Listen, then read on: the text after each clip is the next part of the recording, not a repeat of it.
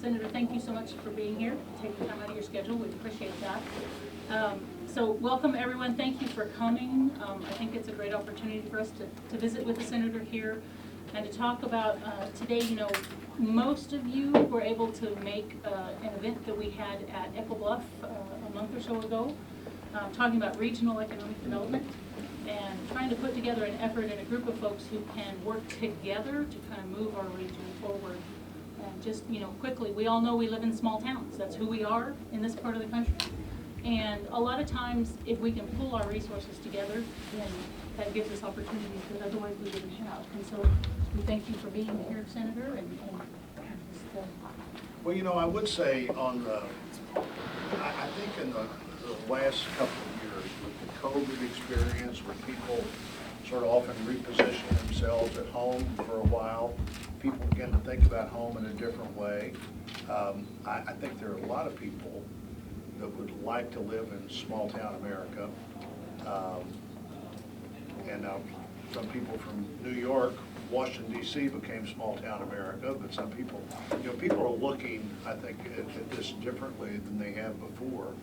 And I've said for a long time that broadband, for instance, one of the keys of whether our small communities thrive or don't.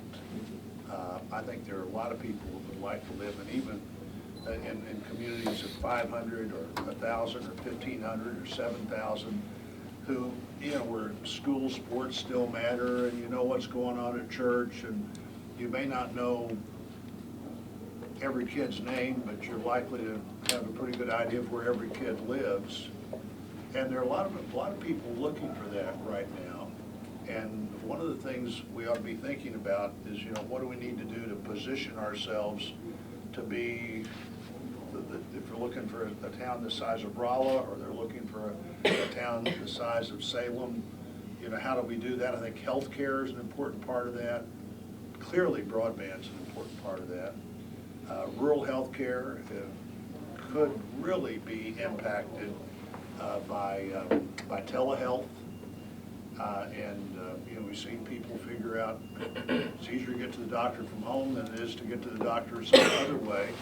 The University of Missouri at the Extension Service, Representative Copeland, Senator Brown, is one of their big projects for the coming year is to try to figure out how they can use their facility in every county of the state that doesn't have a telehealth facility, where maybe you can't get telehealth at home, and maybe you don't have somebody come and help you do that at home, but if you can get somebody to that place in the county, suddenly telehealth and, you know, and telebehavioral health behavioral health is more likely to be far away than your primary health provider is.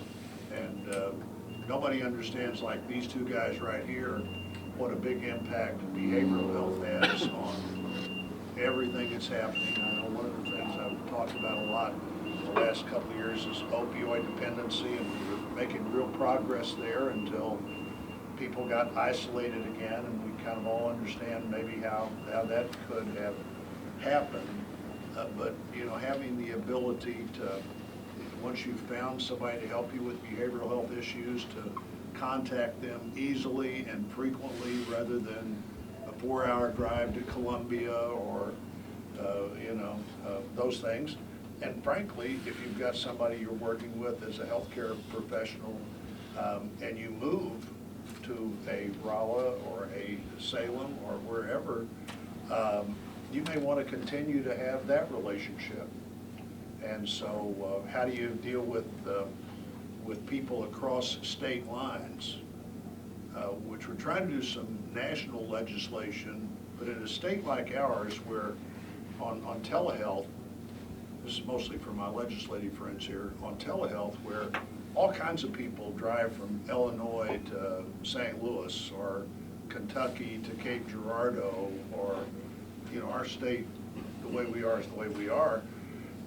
And when you drive over here to see the doctor, no problem with the doctor's licensing or registration or anything else.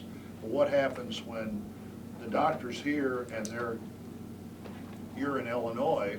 What new questions does that create we want to be sure that we make that work so that in a state like ours with 7 states that neighbor our state, or lots of college kids that come here that still maybe would want to deal with either a behavioral or other health problem with their doctor at home, we need to be thinking about how to do that. I have a national bill called the TREAT Act to do that, but states can think about that. You know, another thing, I hosted the Fort Leonard Wood Breakfast on Tuesday in Washington, like I do every year, we're a great place for military people to retire and still have lots of working years ahead of them. And what we can do to get people to have their military skills to where they are immediately applicable to once they leave, or when a spouse moves with them. But you know, if you've been driving a truck in the Army for 5 years or 2 years, you should be able to get like a commercial driver's license by next Tuesday. Or if you've been an EMT in the military, you know, we should make it, we should want to be the state that makes it the very easiest for somebody to take those kinds of skills. If you're an electrician in the Army, if you're a plumber, if you're an EMT, if you're a truck driver, to use those. And you know, we have so many people that come through the fort now that really develop an incredible fondness for this place, and doing things like that make it easy, and trying to be sure we have people ready for jobs. I haven't been anywhere in a year that didn't talk about not being able to find the people they need to do the work they need to do. At all levels. You know, healthcare, obviously, fast food. I think Chick-fil-A in Springfield, Missouri is paying $15 an hour. You know, the hourly wage thing takes care of itself if the government won't get too involved in it, and still allows you to be competitive with people that live next to you or across the state line. But let me listen here. What have you got going on that I should be thinking about and that I could be helpful with, or our state legislative leaders here could be helpful with? I'll start. How about the green initiative? We are definitely, you know, the co-op system, we're not against green by any means. Right. But the way it is going right now, we are kind of being pushed out of our natural ability to produce our electricity as cheap as possible. And that is going to affect our members, which are your constituents. And the bottom line, it goes out to our members. I mean, we have to do the pass-through. Do you see anything maybe slowing down or giving us a little bit of time to be able to adjust to that? They're not in nearly as good a shape on these issues as they were 4 months ago. Sort of time is on our side here, and you know, there is a little more of a purpose than you might think to be sure people have had maximum time to think about this. And on these alternative energy issues, almost everybody in that business, including our, you know, we have great co-ops in our state, it's when you implement it. You know, you have to work real hard to find an energy provider who will be able to do almost everything if you get them to 2050 without having negative impact on the ongoing utility bill. But if you get them to 2030, suddenly the utility bill needs to double to make that happen. And a lot of things will happen at today's utility bill in our state that won't happen at double today's utility bill. So it's more of a, I'm not an anti-fossil fuel guy in any way, but it's more of a implementation time frame for the alternatives than it is than fighting about the alternatives, I think. And I think we're like I said, I think we're in better shape in that debate than we would have been. That's good to hear, because like I said, we're talking about economic development. Well, that affects our folks and how they spend their money. So. Absolutely. What else?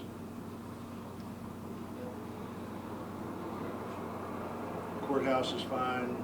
County officials are doing fine. Well, Go right ahead, I'll follow up. I tell you, one thing, counties all over, they got all these ARPA funds, but we still have been waiting to hear Treasury's final rule. Right. Give it out. You know, with the CARES thing, they were giving new rules all the way up until like September, October, and you had to have it spent by end of December. So that was a little disconcerting. So we're really been kind of waiting to hear what Treasury's final rules are. So that's one thing. Now, in a bigger picture, I'm worried, how's this country ever going to pay for all this spending? Well, exactly. And on the American Recovery Act, which passed in March, I wasn't for that. I thought we were way along on positive recovery anyway, without putting a whole lot more money we didn't have into the system. And frankly, I was particularly offended by the money we gave state governments. And now, if we're going to give it to state governments, I want our state to get the share of it. But I hope when you do decide how to use it, you're going to use it, and I think you will in this county, you're going to use it for things that have long-term payback as opposed to any of the short-term operating, because that money, that just puts off another decision. And, you know, there are some things there. I'm going to co-sponsor legislation again when we get back to Washington. We were talking about this issue, where you could use all of that money for transportation if you wanted to, transportation infrastructure projects if you wanted to, without any question. That infrastructure long-term would be one of the uses for that. But you know, the state government is in really good shape. And I do think in our state that we'll use that money thoughtfully and benefit from having it, but it's money that we don't have.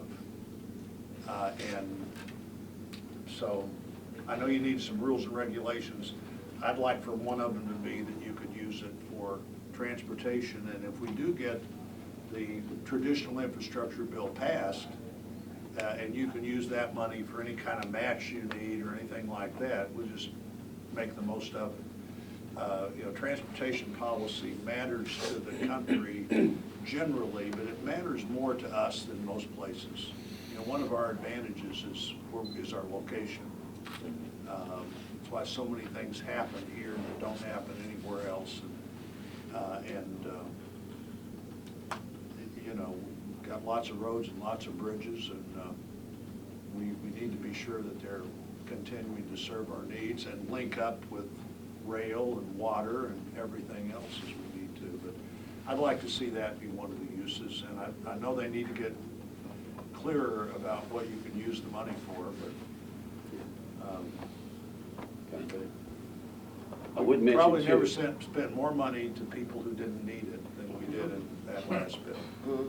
And then there was the $2,000 for everybody, which I was opposed to, but about 85% of Missourians qualified for it, and suddenly about 84% of Missourians were all for it. Maybe all 85%. It's amazing when you start talking about giving money to people, how many people think that's a good idea.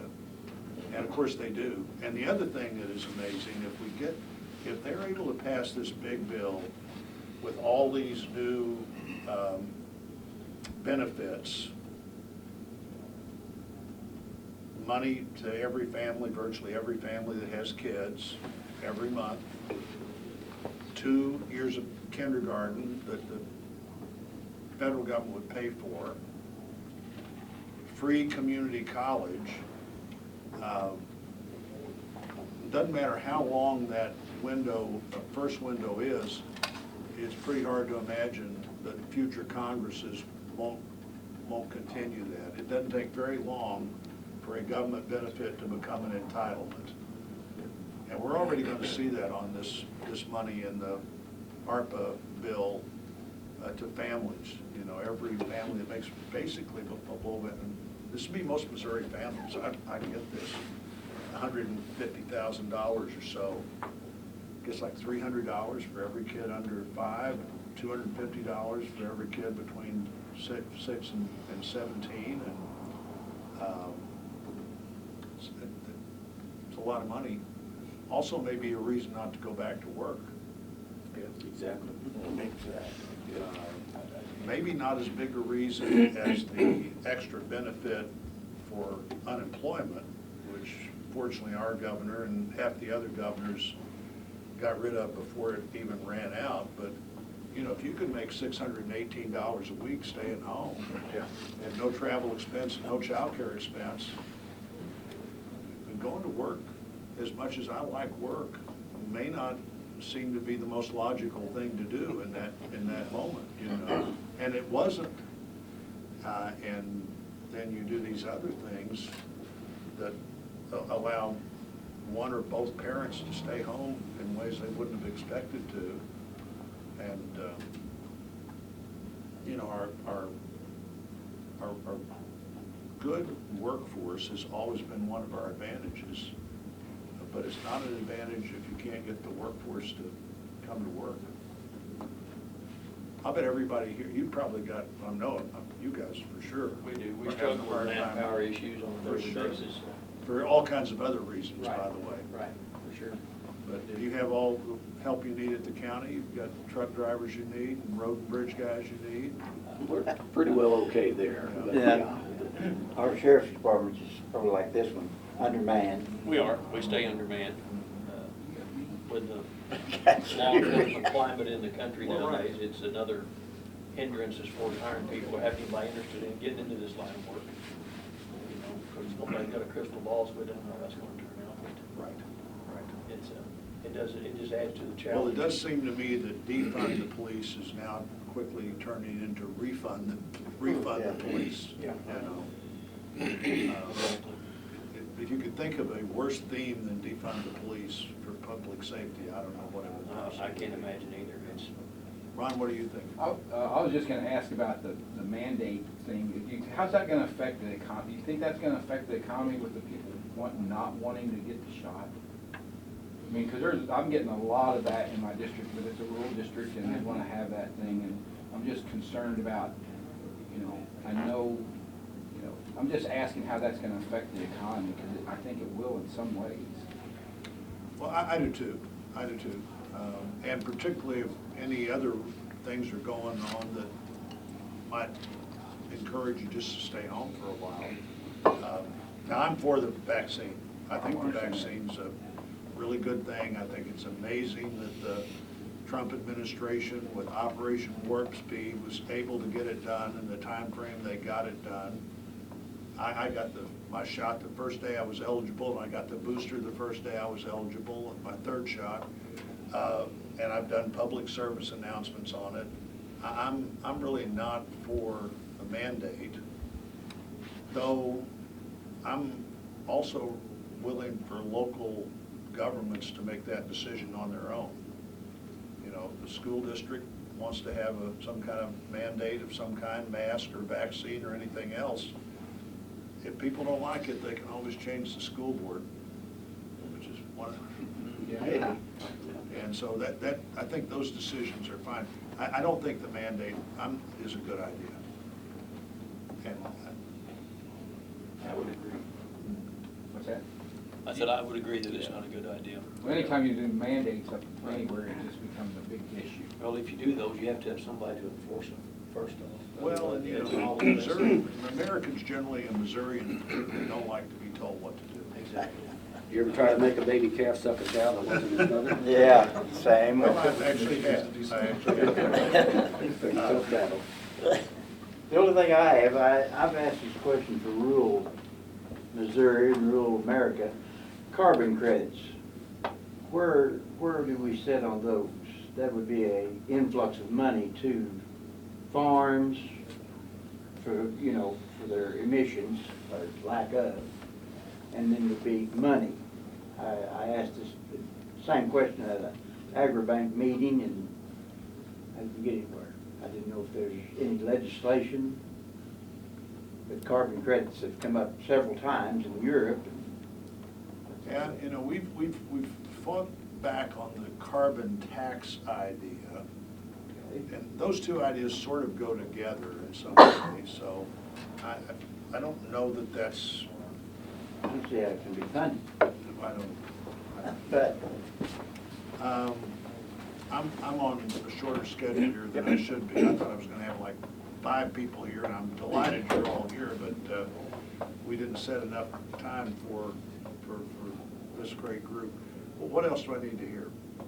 I would just like to ask, do you have any good examples of how other communities, especially smaller communities, are handling the housing crisis? Because we have a huge shortage of rental properties, especially because many of the people in our community aren't eligible to buy homes, especially with the prices that they're at now. And as the mayor, I don't know how to handle that and help the situation. And I've been looking for examples of what other smaller communities are doing, and I think everybody's at a loss, and that's why I can't find anything, but I didn't know if you had any input on that.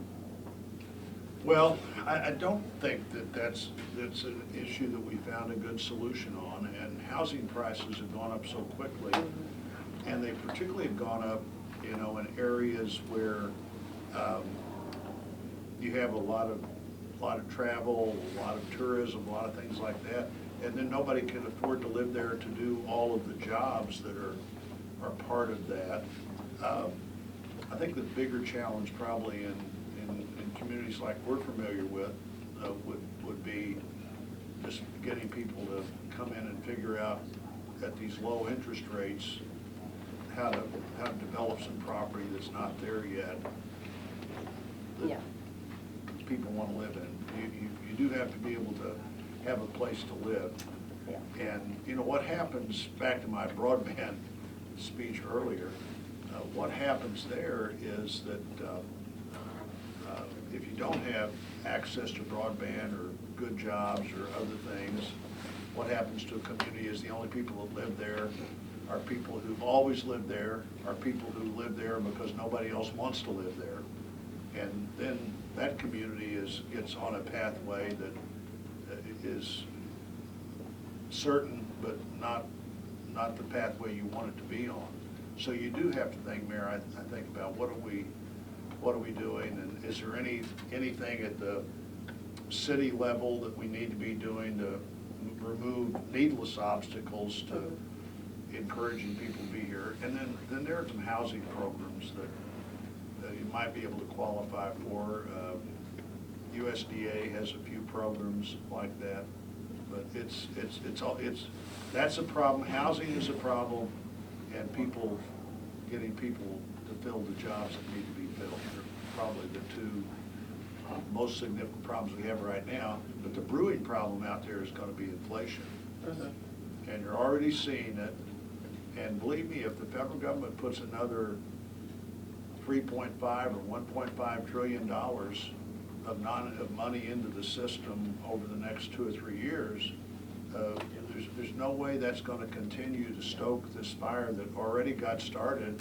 A little of it by what we did in the bipartisan bills in 2020, but I think really in the March bill, the $2 trillion bill, $1.9 trillion bill in March, that supposedly the Recovery Act, but you shouldn't be funding a recovery if you've already got a recovery, because then you've got too much recovery, and prices at the restaurant and the grocery store and the gas station begin to reflect all of that. So I think I'm going to have to go. Thank you all for letting me come. I'm interested. I've spent a lot of time in Salem over the years, and hope I can find more ways to help in the next 15 months or so. Thank you all. Thank you.